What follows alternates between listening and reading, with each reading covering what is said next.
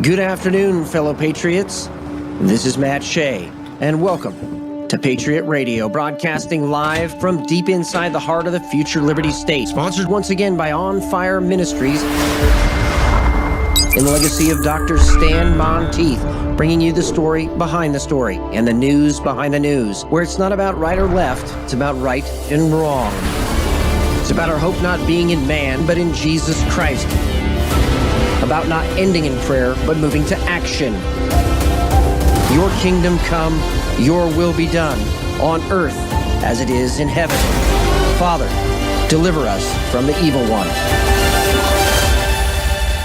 Welcome to Patriot Radio. Good afternoon, fellow patriots. This is Matt Shea, and today on Patriot Radio, the globalists are on the move, and our guest, Alex Newman, will be here to discuss the new, well, not so new, but being recognized now, red, green, blue axis. Also, Israel preparing to invade Gaza again. And here on the home front, President Trump, well, cleaning up the streets of Washington, D.C. Here at Patriot Radio, we want you to have the information and news before everyone else so you and your family can be prepared for the times that are ahead and the times that are already upon us. But no fear, we were made for this. To follow us for real-time intelligence analysis and breaking news at patriotradio.us/telegram. And we would love to pray with you. Not AI Jesus here. These are real people. patriotradio.us/prayer. If you missed the other episode with AI Jesus, please take a look at that. I'm not making it up. Don't pray to an AI Jesus, please. Pray with people who are Christians and believers just like you and me. All right. That brings us now to your wisdom from the Word. And coming to us from Matthew chapter 10, verse 38.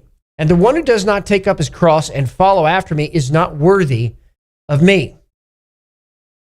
The one who has found his life will lose it, and the one who has lost his life on my account will find it. We're not supposed to stop at the cross. We give our lives to Jesus Christ. We're not supposed to stop at the cross. But you got to get to the cross first. And if you're interested in speaking about salvation, we're here for that too. You can always message us here at patriotradio.us/salvation. We would love to talk with you about what it means to give your life to Jesus Christ. But once you are saved, you can't stop at the cross. Jesus Christ commands us to pick up our cross and to follow him. And that's how we find our life. That is how we find our destiny, our calling, and our purpose. Is we actually have to start out on the journey that he has for us and not be stuck at the cross, not listen to the distractions, not listen to the naysayers who say it's crazy if the Lord is calling you to do something, but actually to walk down the path that he has for us. Because the safest place ultimately to be is right in the center of God's will, walking down the path that he has for you and that he has for me. In fact, he sends his host ahead to clear the obstacles out of the way, but it doesn't mean that the journey is easy. But it is rewarding, it is fulfilling, it is glorious. And that brings us now to your daily intelligence briefing, coming to us from the globalist front. The future is built by us. We have the means to make progress on the global agenda. The globalists are on the move, and we're going to talk today about the red and green axis, that's the communists and jihadis, but also the blue axis, which is the globalists. All of them working together to try to destroy Western civilization in one way or another. And this first article is critical because what they want to do is they really want to corrupt youth. They have to corrupt the next generation. And one way they're doing that is through, well, cell phones. And any parent has experienced trying to get their child away from a cell phone or away from a video game for that matter. And I remember when we were children, video games were first out on Nintendo. My parents actually had to get rid of the Nintendo. Now, what we did is we went out in the woods and we built forts and we stayed out all day long. and had a wonderful, beautiful life. And some of you, I think, don't even know what I'm talking about when I say that. That's actually what America used to be like. Cell phones right now are altering reality. And it's not just the social media or the apps or the EMF radiation, but now it's adding AI on top of it all.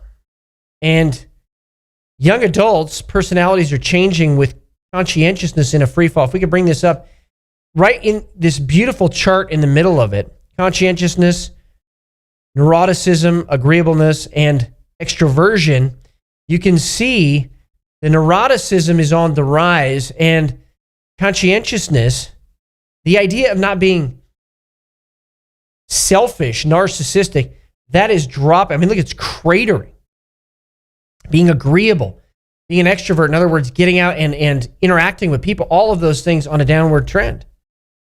While a full explanation of these shifts requires thorough investigation, and there will be many factors at work, smartphones and streaming devices seem likely culprits. The advent of ubiquitous and hyper-engaging digital media has led to an explosion in distraction, as well as making it easier than ever to either not make plans in the first place or to abandon them. The sheer convenience of the online world makes real-life commitments feel messy and effortful.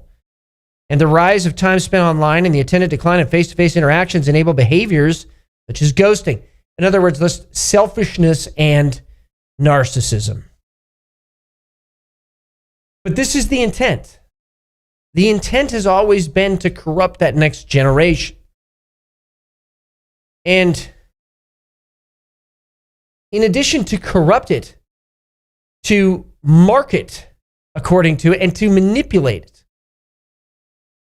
Sensitive conversations with ChatGPT show up on Google searches. Yeah, because there's a reason these things are free. There's a reason Gmail is free. All of this comes down to your data and your digital self. And again, right now is the time we need to be talking about putting checks, sideboards in place so that these things cannot be abused, cannot be used to manipulate behavior. And that brings us to the China front. The U.S. three largest trading partners, China, Mexico, and Canada, haven't had tariffs begin yet. And so part of the celebration regarding the level of inflation remaining the same may be short-lived, because when these three trading partners actually have tariffs begin to affect trade, then you are going to see very likely inflation, which is why President Trump is asking Jerome Powell to cut the interest rate now to mitigate that. So we're going to see where this lands, but this is part of the overall picture that China's economy is headed downward. Chinese authorities mandating blood tests, releasing lab mosquitoes to fight this chikungunya, whatever, how you ever say that, outbreak. Another outbreak spread in China. The prevention control measures imposed by the Chinese Communist regime have been causing increased concerns among medical professionals and the Chinese public. And these more draconian lockdowns and measures are going to affect the Chinese economy, similar to like happened in COVID. In addition to that, the Chinese having to deal with the looming specter of tariffs and also internal political strife. Han Zhiming, the close advisor to Xi Jinping, and one of the latest Xi loyalists who is not purged or flipped, suddenly gone. And I have to watch these developments very closely. I agree completely with that sentiment, as purges and maybe even internal strife between the military and Xi continue, and China just seems to be rudderless right now, or at least on a very bumpy ride. China is also setting steep duties on Canadian canola imports, opening a new probe. Beijing's new measures came weeks after Canada unveiled plans aimed at bolstering its steel industry against a flood of cheap products from China. So now China is facing some economic challenges regarding Canada. Beijing also is lifting the cap on suburban home purchases amid persistent decline in the housing sector. And this is aimed at stimulating sales in China's struggling real estate market. The change effective August 9th was announced on August 8th by the Beijing Municipal Commission of Housing and Urban Rural Development and the Housing Fund Management Center. Under the revised policy, households meeting Beijing's home purchase eligibility rules may now buy any number of commercial housing units outside of the city's Fifth Ring Road. And the issue with that is they're trying to stimulate something with their property market. Again, more indicators of their economy headed down and very quickly, which, as we have said many times, is not a good thing necessarily from the standpoint of China wanting to go to war, and specifically the China's Communist Party wanting to go to war to preserve its power.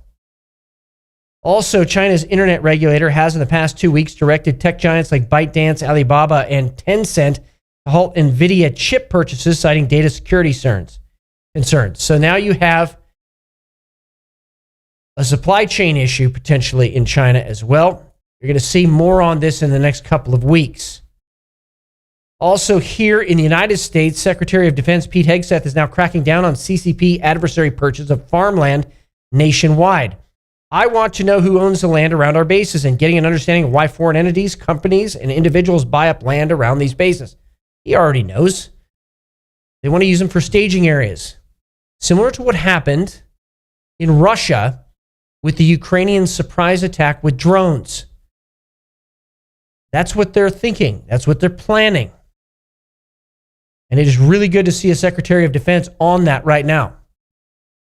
So part of Chinese strategic planning right now is being impacted by these moves in America, which again may provoke the Chinese Communist Party to move quicker because they are losing ground rapidly. Also, industrial accidents in America may not be accidents, according to Gordon Chang, and I agree with him. These need to be investigated. Months after Trump announced that U.S. Steel will begin ramping up manufacturing again, you have this massive explosion in Pennsylvania at the Clairton Coke Works. So this has been happening for the last 3 years, and we do need to investigate this. There are clandestine teams on U.S. soil. That's a matter of fact, and they are operating to do sabotage and other recruiting efforts here on U.S. soil, and disruption efforts here on U.S. soil. So that's a fact. We need to investigate this immediately and put a stop to it.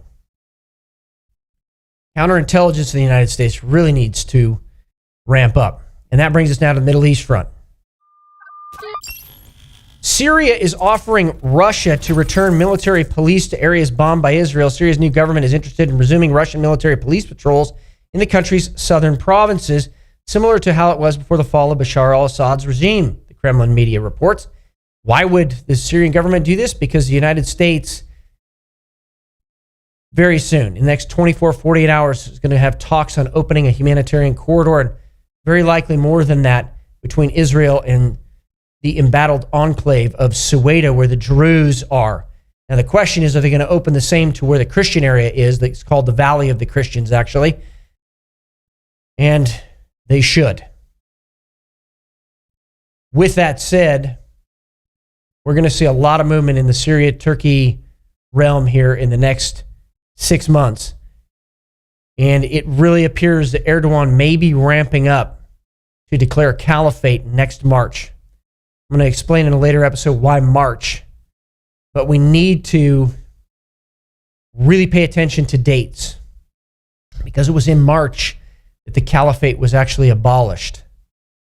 And so 101 years later, to reestablish it on that same date would be something that would fit into jihadi culture. Hezbollah supporters continue to roam Beirut on motorbikes at night, obviously in protest to the plans to disarm Hezbollah in Lebanon. And we're going to get to a couple things that have happened just in the last 24 hours in regards to that. But first, a satellite image shows an Israeli military buildup near Gaza, signaling a potential ground invasion as the government approves a plan to take control of Gaza City. And so it does look like the Israelis are going to be moving forward in the next 72 hours. According to data from Hamas itself, the majority of deaths in Gaza since October 7th have been men of combat age, totally and completely refuting what is coming out of the United Nations and Britain, France, and Canada. Share that with your friends and family. Also, Israel is likely to launch another war with Iran before December, perhaps even as early as August, according to Foreign Policy.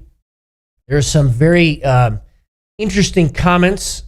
Earlier today, actually, Benjamin Netanyahu made a statement that they were not done cleaning up in Iran. And that were the exact words, but it made everyone pause because he was making a very clear overture that they were not done dismantling Iran's nuclear program. Also, Iran said it was willing to limit nuclear development for a set period and lower uranium enrichment levels if the U.S. lifts sanctions, but it will not agree to a complete halt in enrichment. Problem is with Iran right now, its bargaining position is, well, terrible. And they're suffering a massive water crisis that at least in the next 2 weeks is going to come to fruition, where they are shutting water off now, rationing water, and Israel is actually offering the solution with water recycling. So you may see an attempt at regime change here very soon as a result of this. These are the kind of things that result in regime change.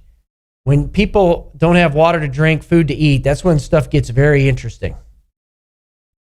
A former UK cabinet minister, and even though this is on the Russia front, I'm going to talk about it right here as we transition, criticized Westminster's complacency over the Muslim Brotherhood threat, warning it aims to undermine moderate Muslim allies. The group linked to Hamas is banned in some Middle East countries, and the United States actually right now is considering declaring the Muslim Brotherhood a terrorist organization, which it should. I doubt the United Kingdom is going to do that. I doubt France would do that because that would lead to wide-scale unrest in those countries immediately, which underscores the reason and underscores the problem. The Muslim Brotherhood has infiltrated these countries in an attempt to take them over. That brings us to the break, and when we come back from the break, more from the Russia front and President Trump cleaning up the streets of Washington, D.C. What if I told you you could convert your 401k or your IRA into gold? While your retirement is being beat up by a volatile stock market and inflation, it could instead be resting safely in physical gold at a place of your own choosing, including your own business. Look, gold has increased 50% in just the last year. Stock market, it's been nothing but a roller coaster. So protect your retirement from market chaos by calling VERITY Metals today. And now the Russia front.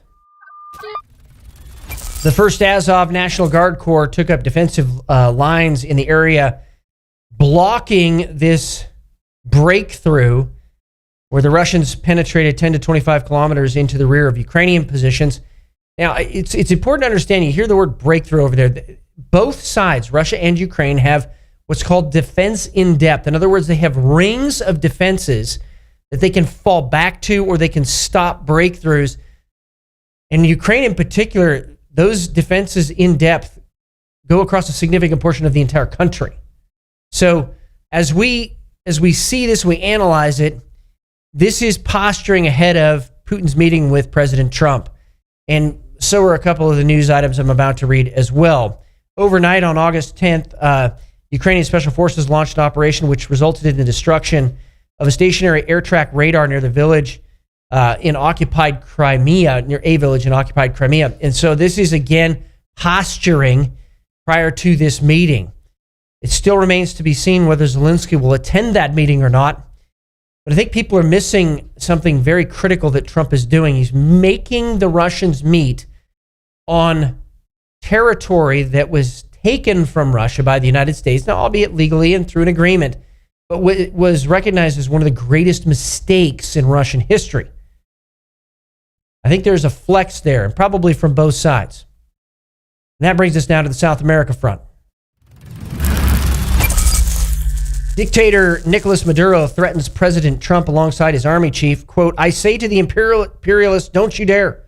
Don't you dare, because the answer could be the end of the American empire." End quote. Many people calling him the bus driver.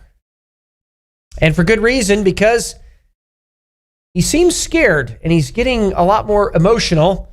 As we can see in this next clip, Maduro hysterically comments on the $50 million reward offered by the U.S. for his arrest. Come and get me. I'm waiting for you here in Miraflores. Don't be late, cowards. Come and get me, cowards.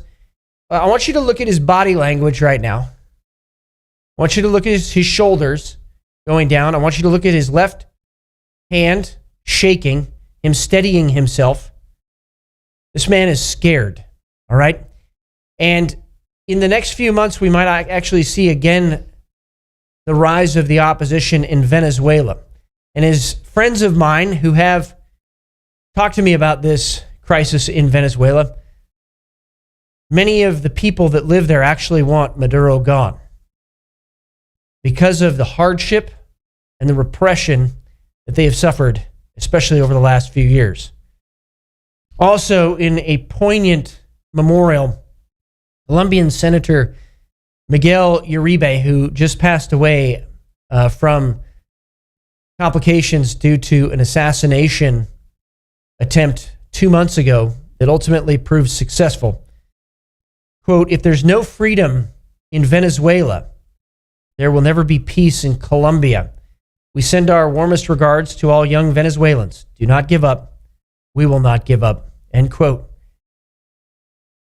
When we have J. Michael Waller back on, we're going to talk about the corollary to the Monroe Doctrine and talk about the idea that this hemisphere was supposed to have free countries, sovereign countries, pursuing their country first, their interests first, but without the influence of foreign adversaries. And the fact of the matter is that Iran, China, and Russia have been playing in South America for far too long, and particularly in Venezuela, Cuba, and in Colombia. And so to hear something like this from a freedom fighter, I think is going to give hope to a next generation. And that brings us now to the National Front. The Washington, D.C. police union chief defends President Trump about crime being out of control. Quote, every aspect of our criminal justice system in D.C. is broken, end quote. Also, there was a very clear call out regarding Nancy Pelosi as well. The D.C. police union chief blames the radicals running the D.C. City Council for letting criminals prey on the public. And what's interesting is liberal reporters who actually work in Washington, D.C. are starting to share their stories about how crime has affected them personally. So it's interesting that Democrats are Democrats until they're mugged, and then they're Republicans. At least that's the way the saying goes. Also, an interesting little bit of news that seems not to be talked about as much as it should be. Police say an Islamist vandalized MIT buildings, the Massachusetts State House, and a George Washington statue, along with having homemade bombs. His mother, arrested for spitting at an officer, says it's all the IDF's fault. And what this brings up are many questions. If this guy was being monitored, how did he get homemade bombs or the materials for them? Number two, what other networks is this guy connected to? Again, more investigations need to be done. But this just shows there is a ramp up in the United States on both the jihadi side and the communist side. And it's not abating. It's actually growing. So as Americans, we have the Second Amendment protections in our Constitution for our God-given unalienable right to keep and bear arms, protect ourselves, our family, and to protect also, in many instances, our property, depending on what states you live in.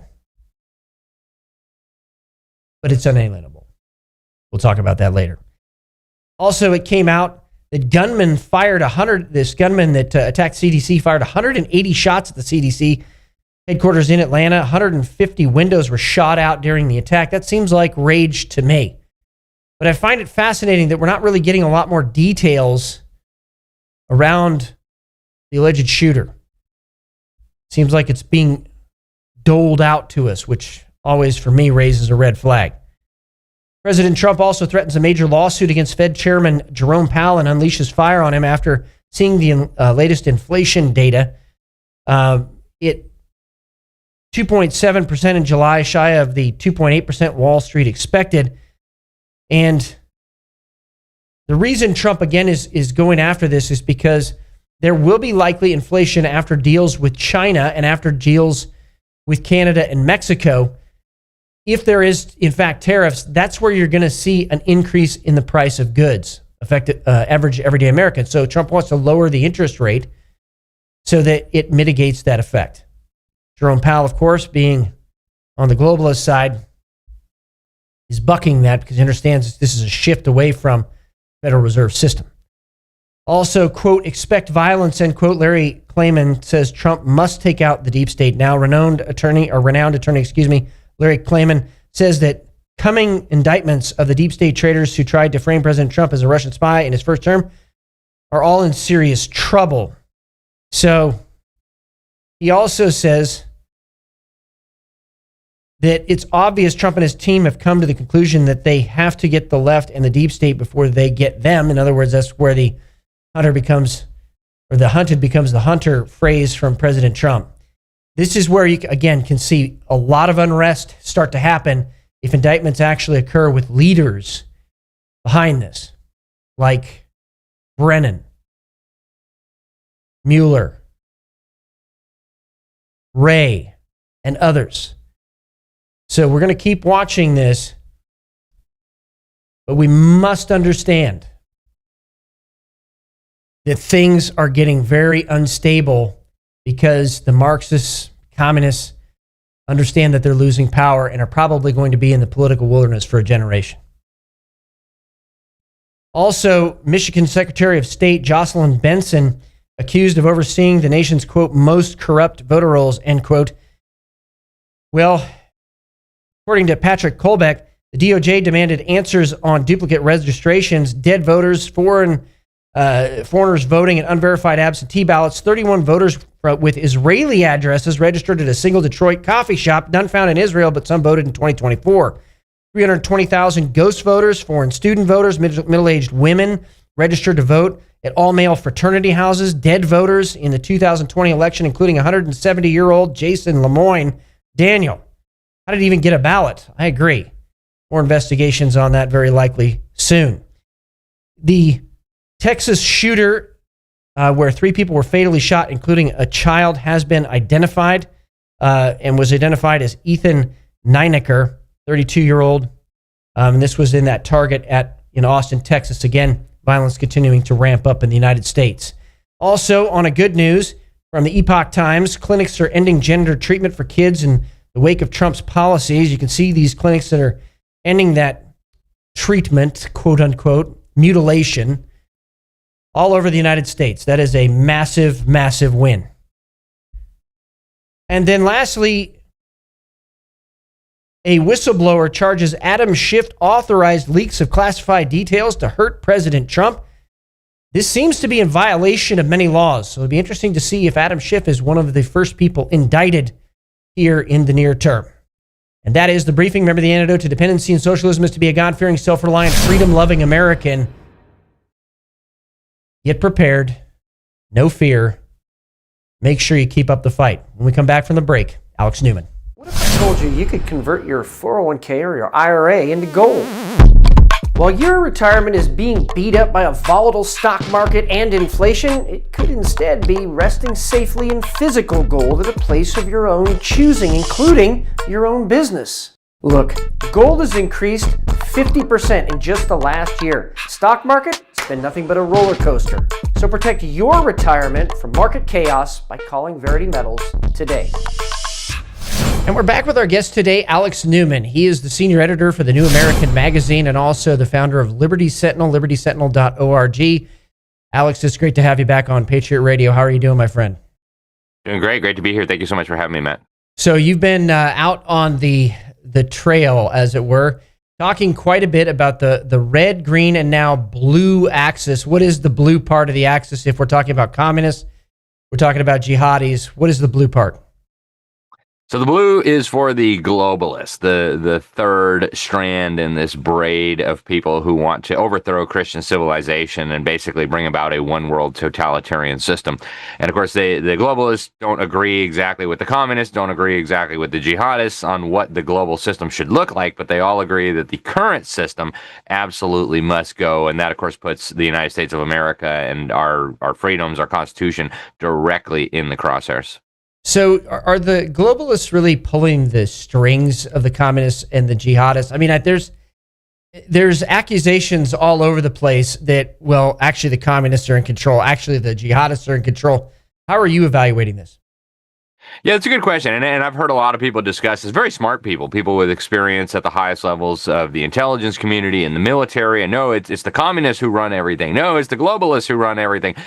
In my book, Deep State, the Invisible Government Behind the Scenes, I talk a little bit about this, but my conclusion as a Christian is their commander-in-chief is Satan. And, who exactly is where in the food chain, in the hierarchy, in the pyramid, if you will, is far less important than understanding that we are dealing here with a satanic project. Jesus was very clear twice in the Gospels, in Luke and in Matthew. He's quoted as saying, whoever's not with me is against me. The globalists are against him. The jihadists are against him. The communists are against him. So they're all on the same team in that sense, even though there are clearly variations in their worldview. It looks to me like the globalists are higher up the food chain than the commies or the Islamists. But you see, I mean, I can give you a few examples. So the Soviet Union sent thousands of agents into the Middle East, communist agents, highly trained KGB operatives. Former Romanian KGB chief Ion Pacepa revealed some of this in his books. Really important information. And he talks about how Yuri Andropov, under Yuri Andropov's leadership, they sent huge numbers of trained agents into the Middle East to radicalize Muslims and convince them that they needed to wage war on the little Satan and the big Satan. And their thinking was, hey, we've only got so many communists, but if we could use these doofuses as kind of a cannon fodder in our war against them, we'll be better off. And by that, I don't want to downplay or minimize the significance of Islamic theology. The jihadists were chopping off the heads of Christians across North Africa many centuries before Karl Marx came on the scenes or anybody came up with any of that. But if you look at some of the most important documents that we have revealing the nature of globalism, one of the books actually right behind me, you can see it's Tragedy and Hope, A History of the World in Our Time.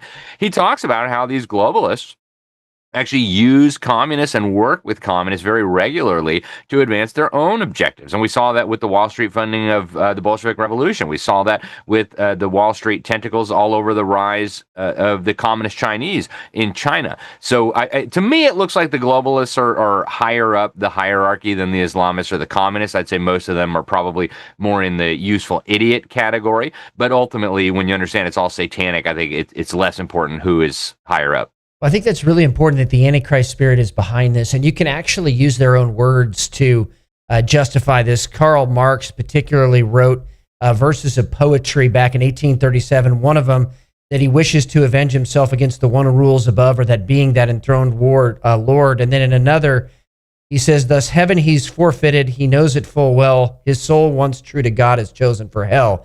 Then you have the Muslim Student Association, who says that their spirit is jihad. Jihad is defined in the Reliance of the Traveler, the foremost Sunni Islamic law book, the authoritative translation of Islamic law. It says that jihad is warfare against non-Muslims, so warfare against Christians, so warfare against Christ. So literally, in their own words, their spirit is a war against Jesus Christ. And in that vein, where can we find something like that in the globalist statements? Where do they actually say, hey, this isn't just a war to control the world. This is a war actually against Christianity?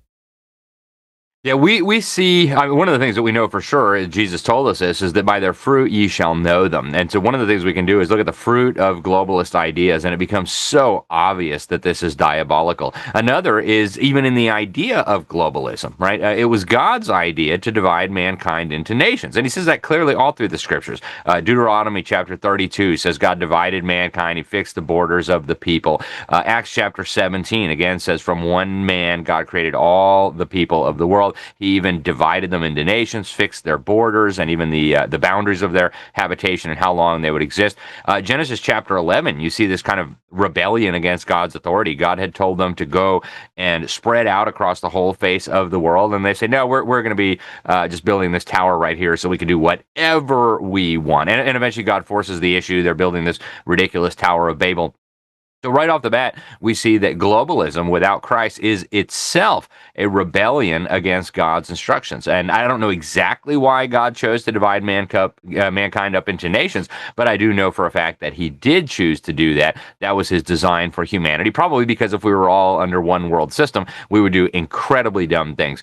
But then you look at some of the key people in the globalist movement at the highest levels, and they make statements that are very, very bizarre. You look, for example, at David Rockefeller, who was one of the kingpins of the globalists for generations. In his own memoirs, he says he's conspiring that's his word, right? His word. Page 405 in his autobiography memoirs. He's conspiring with a secret cabal. Again, those are his words, not Alex Newman's. Secret cabal against the best interests of his own country to build a more integrated one world political and economic order.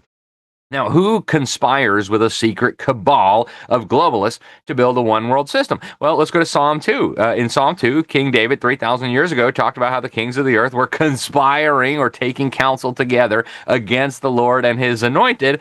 Of course, we saw how that ended up.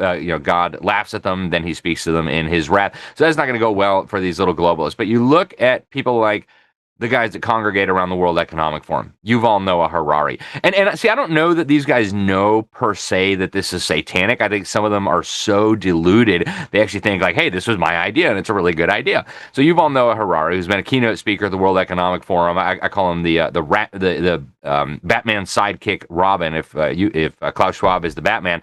And he says things all the time like humans are going to evolve into gods. We're going to merge with technology. We're going to modify our DNA.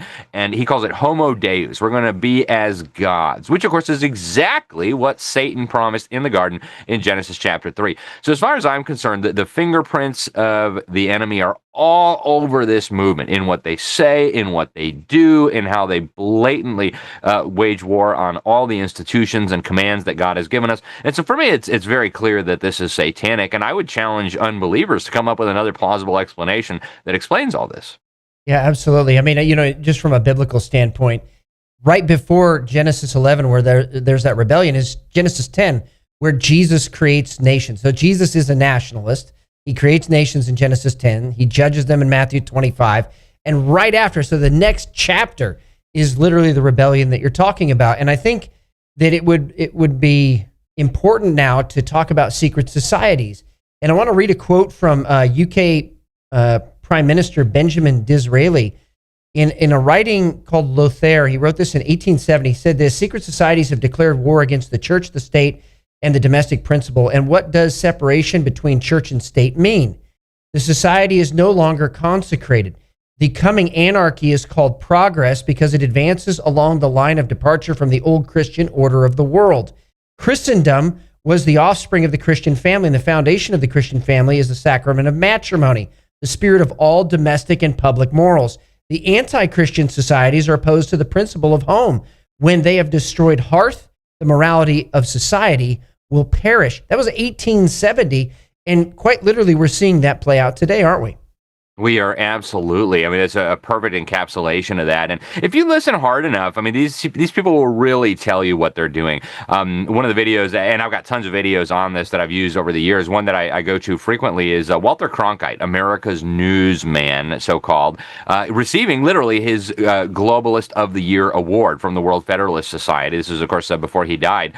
This was back during the Bill Clinton administration. And he says publicly that, these Christians, they think we shouldn't have a world government until Jesus comes back to rule and reign, and that any effort to have a world government before that is of the devil. And then he says, well, join me. I'm proud to sit at the right hand of Satan. Okay? Those are his words. And I think they all had a laugh, and I think they all thought of it as kind of like a funny joke. Like, oh, look at those dumb Christians. They think this is satanic. Let's double down on that. But I don't think he realized the significance of what he said. And you often see that. These people make a comment that's supposed to sound like a joke, And you see this across all the different industries. You look at Hollywood, you look at the music industry, and some of the most globalist so-called entertainers on record in interviews publicly admitting that they've signed their soul over to the devil. Not that they can necessarily do that. I mean, God owns all of our souls. You don't have the authority to sell. But these people think in some cases that they're in league with the devil. So I think when they say something like that, we ought to believe them. I think so too. And Rich Higgins, we've talked about him a little bit on the show before. Former strategic planner for the National Security Council, was in charge of all irregular warfare for the United States. Wrote a memorandum to President Trump in 2017 that got him fired, actually. And in that memorandum, he talks about the counter states. He names them as the globalists, as the Islamists, and then as the communists. He calls it also the deep state. And then he talks about the establishment Republicans really being a key linchpin to bringing down the old order and replacing it with this new world order. It's sometimes a dangerous subject to talk about establishment Republicans, but I think people are becoming more emboldened today. These three counter states, as you see them, the establishment Republicans, are they still really having a hand in the policy in D.C.? And what should we be looking for as part of this red, green, blue axis with this enablement by the establishment Republicans? Yeah, establishment Republicans are absolutely critical to this operation on every one of these fronts, right? Establishment Republicans were instrumental in the rise of communist China to global superpower with a military that now literally rivals the American military. That never would have been possible in a zillion years if they had not had help from people like George H.W. Bush, people like Richard Nixon, people like a bunch of Republicans in Congress, John Boehner, multiple members of the Bush dynasty. All these people have been involved in the building up of communist China. A lot of these people have also been involved in the building up of jihadist organizations. And there's been various pretexts over the years for why we needed to do it. Is supposedly we got to fight this worst group of jihadis. They were doing this all the way back in Afghanistan. Oh, communists, we have to now fund the mujahideen. I mean, truly incredible. And there were a lot of establishment Republicans involved in that. Then you look at some of the leading proponents of globalism in the U.S. Congress, in the White House over the last few generations. They've been Republicans.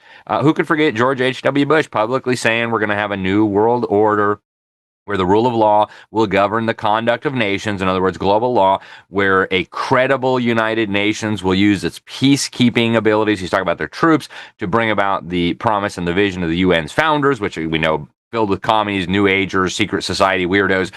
So establishment Republicans, contrary to popular belief, are not just slightly less conservative versions of real Republicans, right? They're completely in the tank for the agenda of the enemy, the agenda of destroying our country, destroying our civilization, destroying our freedom. They just have an R next to their name so that you'll vote for them. And there are a lot of them in Congress right now. There are a lot of them who've occupied the White House over the last few decades.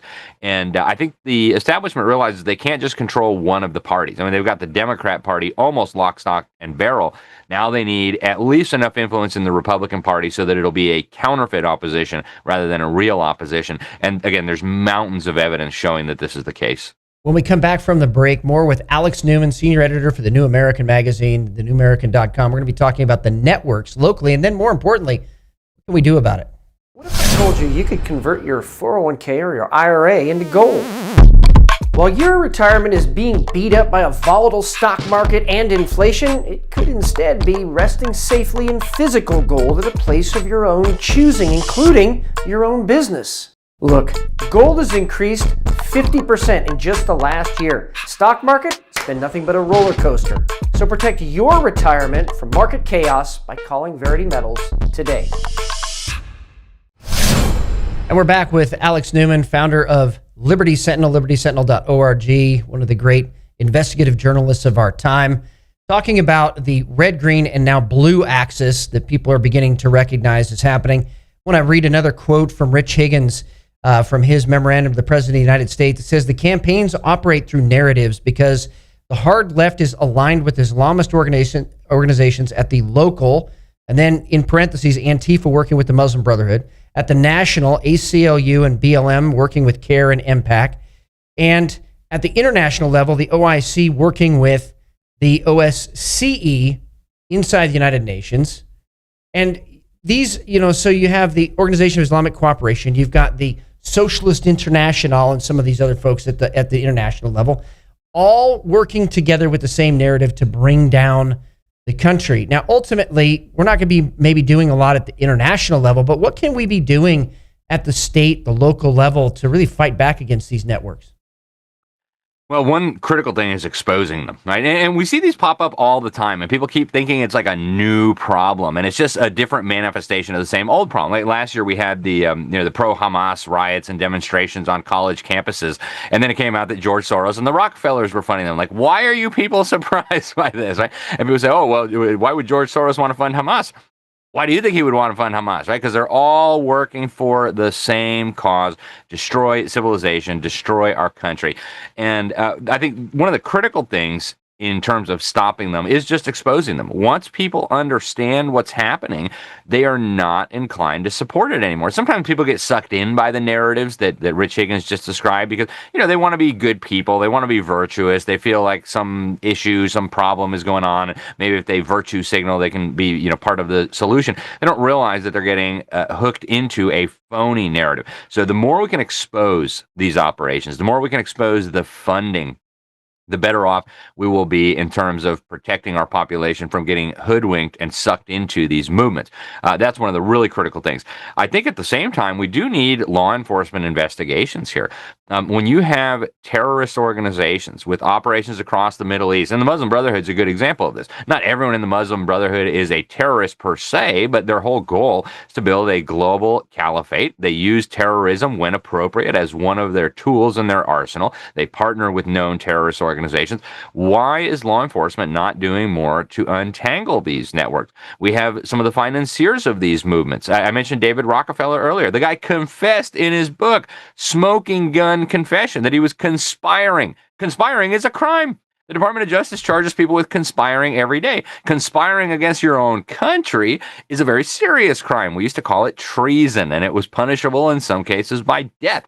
So when you're conspiring against your own country, we have a real problem. So exposing law enforcement investigations, and even at the local level, this can be very powerful. If you have a well-educated sheriff who understands what's going on, who understands how these networks operate, it becomes much tougher for them to disturb the peace in your community, for them to start a riot, for them to try to kick off a civil war, for them to do false flag attacks, whatever the case may be. So expose, oppose, and then we really do need, I think at the federal level, the Trump administration to start untangling some of this. And one of the best things that they can do in addition to law enforcement and things like that is just start talking about it because people don't know. President Trump, I think, should just take the Higgins memo and read it. Let's have a fireside chat and say, hey, guys, one of my national security guys wrote this during my first administration. I thought it was important to share with the American people. And that will get out, maybe not to everybody, not the people who watch CNN and stuff, but it'll get out to a large segment of the population. And it's like letting the feathers blow in the wind. You're never going to get them all back. So as we talk about this issue as well, I see some infiltration, narrative infiltration, the active measures of subversive organizations here in the United States, they're becoming effective on the right. Now, I don't believe in the right-left paradigm, but for the sake of just quick discussion, the right. You see people buying into the narrative, kind of splitting off that, well, maybe there's like a peaceful part of Hamas. Maybe Hamas is the victim in all of this. Maybe, the communists really are just trying to get their viewpoint out. And if we come against that, then we're just going to go back to McCarthyism. And McCarthy was right, by the way, parenthetically. So how do we battle this? Because I'm starting to hear it inside our own circles now on the right that people are falling for this. And they shouldn't be because we have all the information at our fingertips. Yeah, you're absolutely right. People should not be falling for this. And part of it is, again, exposure. I do believe, Matt, that there are paid operatives trying to infiltrate the conservative movement, trying to infiltrate the church, trying to infiltrate any opposition center and distract and divide and dupe. And it's very dangerous. We don't want to just run around pointing fingers. Everybody say, well, you're a paid disinformation agent. Some people genuinely get sucked into this stuff, during the January 6th thing. A lot of the people saying, let's go into the Capitol, were paid operatives, were informants for the FBI, were agents. A lot of them were just naive dupes who everybody else was excited. Hey, maybe I'll say it too. So it's important to distinguish between the two, but we need to be aware that the conservative movement, the Christian church, all of these are being targeted for infiltration, for division. And so we need to unite around truth. We need to expose lies, error, etc. And I think part of that is just going to the Bible. Right? The Bible lays out truth very clearly. We can test anything that people are saying against the Scripture. And if it doesn't line up with the Scripture, it's wrong, whether the person's a paid operative or not. So I would encourage people to go back to that. What does the Word of God say? First principles, let's do that. And then let's look for people who are trying to just deceive, trying to just divide. The totalitarians are masters at doing this, and we have to make sure that they do not succeed. Should the Muslim Brotherhood be designated a terrorist organization? Absolutely. No question. And I would love to see the State Department do that. There's a bill in Congress right now to do that, I know, from Senator Ted Cruz. For me, that's a no-brainer. They've got all the documents they need to know what the Muslim Brotherhood is up to. Islamic doctrine, Islamic theology specifically says, when you're in a weak position, you can appear friendly, you can seem nice, but once you get the strength, that's when you go full bore and you wage full-blown violent jihad on your enemies. So we've seen their operations, we've seen what they've done over the years. Obviously, they're clearly connected to communist movements and subversive left-wing movements and have been for generations. They absolutely should be declared a terrorist organization. Their assets should be seized if they're in the United States, and if they're working to advance Muslim Brotherhood objectives in this country, they ought to be prevented from doing so. Now, I've advocated for RICO prosecutions across the board regarding some of these organizations, at least domestically. But as we're looking at this, and the next question would obviously be, what about Antifa, Socialist Rifle Association, John Brown Gun Club, Redneck Revolt, Freedom Road Socialist Organization, Democrat Socialists of America, some of these organizations that very clearly have links. And I'm sure there is evidence there that we don't even know, but very clearly have links to foreign adversaries and espouse the policies of foreign adversaries here on U.S. soil. How do we deal with those? Because I think that's where it becomes sticky for some people. Yeah, and I think we need to differentiate between dumb ideas, which it's a free country. You're welcome to have any dumb idea you want. You're welcome to say what you want, and actions. When you start taking action to overthrow our system of government, when you start taking action to call for violence against people who defend our system of government, when you start taking action to overthrow our system, hurt people, violate people's rights, that's where you have crossed the line. So you can be a communist all you want. The moment you start trying to enslave me is the moment you're stepping over the line and you need to be arrested and stopped. Same thing with jihad. You can believe in Allah, you can believe the Quran. The moment you start trying to impose that on us and overthrow our system, you've crossed the line. And I recognize their theology calls for that. And if that's the case, if they feel obligated to do those things, they have to find another country to do them in. They cannot lawfully do those in the United States. So I think we need to respect freedom of speech. We need to respect freedom of thought, but we also need to have a hard line when that crosses into violence, when that crosses into advocacy for overthrowing our system of government. And to be fair, even though I vehemently disagree with our ideas, they have a right to hold them, and they even have a right to try to advance them. If they want to advocate a constitutional amendment to advocate for wealth redistribution, I think it's a terrible idea. I'm confident that they will fail, but they have the right to do that. But when they start plotting violent revolution, when they start working with hostile foreign powers to advance violent revolution, they ought to be arrested, they ought to be imprisoned, they ought to be punished very severely. And to your point about foreign agents, Matt, I think a lot of people don't realize that we are actually dealing with that. And I love the solution that Trevor Loudon has come up with. We'll do an amnesty period. If you're a foreign agent or a foreign operative in this country, you have a period of, 3 months to turn yourself in, give all the information that you have, all of your associates, and if you don't do it, you are going to be caught, you are going to be arrested, and you are going to be punished severely. And I think that would help us untangle this very quickly. And last but not least, if your organization, Party for Socialism and Liberation is a good example, if your organization is getting funding from hostile foreign billionaires who are working closely with mass murdering dictatorships that are preparing war against us, you need to be stopped, you need to be arrested. And the funding, that's the key too. As it dries up, do you think that they're going to ramp up violence here in the next 90 days, maybe all the way even into January of next year? Because it does seem like they're getting desperate. I mean, especially the last few weeks, you can kind of see that in some of the comments and then some of the online posts regarding social media. Yeah, I think there's a very serious risk of violence breaking out in the streets, man. And I think there are very powerful forces that want to see that. They would love nothing more than to have Americans murdering each other in the streets. And just like Rich Higgins said, the goal is not just to destroy the country. I mean, that is one of the goals. But even more important than that, they've got to discredit the United States as an ideal. And a perfect way to do that would be to have this country descend into an orgy of violence where nobody knows who's who, self-appointed militia commanders running around and left-wing terrorists blowing stuff up. It would be a total disaster. And I think they're preparing for that. So I would hope very much that people in responsible positions of authority, legitimate positions of authority, are preparing for that, are ready to counteract that, and are ready to nip it in the bud if and when it starts. Alex Newman, thank you very much. As always, great interview. Blessings to you and keep up the fight. God bless you. Thank you so much. Alex Newman, newamerican.com, senior editor, and also founder of libertysentinel.org. So what can you do? Well, first of all, he brought up a couple of key points. Here at the local level, we need to be exposing these things wherever we can. And I hear Christians quite frequently say, well, it's not nice to expose evil. Actually, no, you're right. It's not nice. It's a command of God. That's what the scripture says. It says, don't participate in those deeds of darkness, but indeed expose them. And that's what we should be doing. We should be exposing those deeds of darkness, not turning a blind eye to them. Because the silence of the church is, well, one of the big reasons we're where we're at right now. Also, we all should agree that somebody can have an idea that we don't agree with, and they should have the right to express that idea. And it may be a dumb idea, may be easily refuted. They should have the ability to express that, the freedom of thought, as well as the freedom of speech.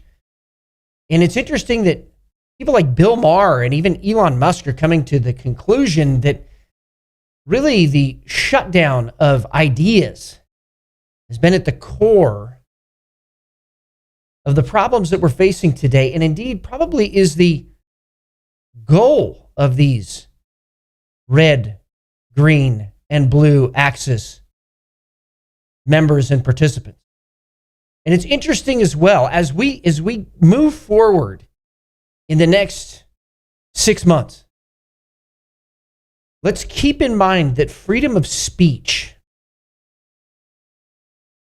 freedom of thought has to be maintained even when we are fighting adversaries who want to overthrow this country. This is Matt Shea. Thank you for joining me on Patriot Radio today. May God bless all of you. He is making this generation the greatest one. The awakening is here, so keep up the fight.